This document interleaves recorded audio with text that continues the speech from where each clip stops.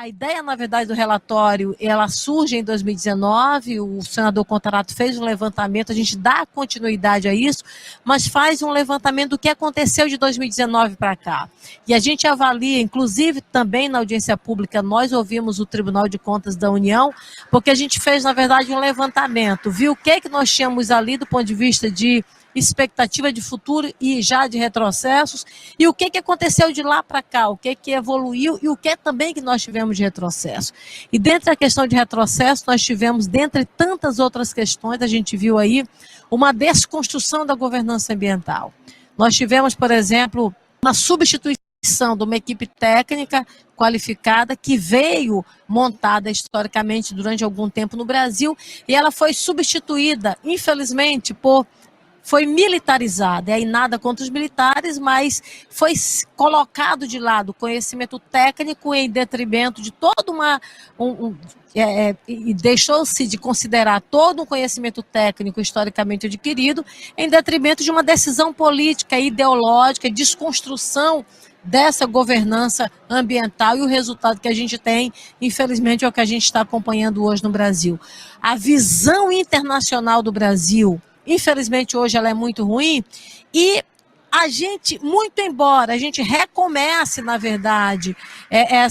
eu diria assim, a gente inaugure um novo momento de retorno da proteção ambiental, a gente ainda vai levar um bom tempo para a gente poder ter o reconhecimento internacional. O Tribunal de Contas coloca isso de forma muito clara, traz de volta a necessidade, por exemplo, de retomarmos programas importantes para o Brasil, como o PP Sedã e o PP Cerrado, que infelizmente foram retirados. Inclusive o nosso partido, eu queria anunciar também, vai entrar como amicus curiae nessa ação, nessa DPF que tem no Supremo Tribunal Federal, porque a gente precisa realmente retornar esses programas de fato para o Brasil. A gente passa também pela questão orçamentária, tivemos um aumento considerável na questão orçamentária como um todo, no bolo geral orçamentário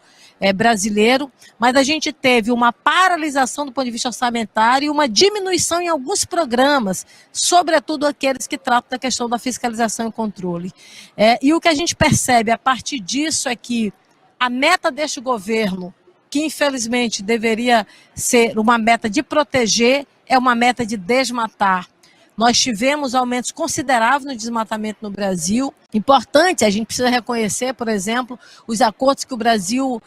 assinou, mas a gente não basta apenas assinar esses acordos, porque é bom a gente lembrar que não são acordos vinculantes. A gente não tem de forma clara, por exemplo, a questão orçamentária, a gente não tem de forma clara a questão das metas que deverão ser seguidas para considerar e colocar em prática, por exemplo, a NDC brasileira. Então, por conta de toda essa, eu diria, dessa vulnerabilidade, dessa coisa mais afrouxada, a gente não sabe se esses acordos que foram assinados aqui na COP, eles serão efetivamente cumpridos na prática. Se não houver, por parte do governo federal, uma decisão clara acerca disso, dentre elas, por exemplo, a retomada orçamentária, dentre elas, por exemplo, a retomada de uma equipe técnica para fazer esse enfrentamento, uma retomada, por exemplo, da valorização do ponto de vista orçamentário, dentre eles, por exemplo, o Fundo Amazônia, que nós temos aí mais ou menos 2 bilhões de reais, 1 bilhão e 900 milhões de reais paralisados, porque todo um conselho, infelizmente, ele foi paralisado.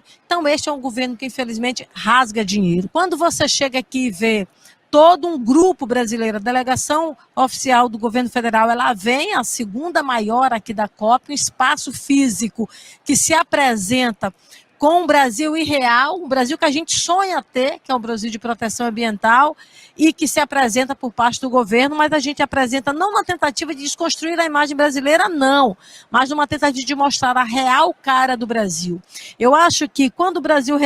já recebeu um dos dias aqui, por exemplo, o Prêmio Fóssil, é uma tentativa, é uma ação que ela constrange o Brasil para voltar, para recuar um pouco mais nessa política de desconstrução e tentar apresentar realmente uma situação melhor para o Brasil. Quando o governo faz uma defesa, por exemplo, de um projeto de lei que trata da mineração em terras indígenas, quando o governo apresenta uma nova regularização fundiária, quando o governo apresenta, por exemplo, um novo licenciamento ambiental, dentre tantos e tantos outros projetos que passam no Congresso Nacional, é o governo dizendo o seguinte: olha, E aí ele apresenta como um discurso de dizer que é uma organização, dizer que é um ajuste na legislação brasileira. A gente sabe que não é um ajuste, ao contrário, é dar vários e vários outros passos para trás. Mas nós temos no Congresso Nacional comissões importantes. Aliás, nós nunca tivemos na história do Brasil tantos instrumentos importantes dentro do Congresso Nacional funcionando, dentre eles a Frente Ambientalista, a Comissão de Meio Ambiente, pessoas como o Contarato que está aqui, como Jacques Wagner e tantos outros colegas senadores são fundamentais para que nós possamos impedir o retrocesso na política ambiental brasileira. A COP termina esta semana e nas próximas semanas nós teremos um papel fundamental, exigir do governo federal, de fato, políticas concretas, ações concretas para que o que ele assinou aqui na COP23 passe de fato a ser real e não seja apenas uma tentativa de o governo mostrar algo que possa garantir talvez uma continuidade deste governo, que eu espero realmente que não continue, porque infelizmente esse governo é incompatível com proteção ambiental, este governo é incompatível infelizmente com a nossa Amazônia.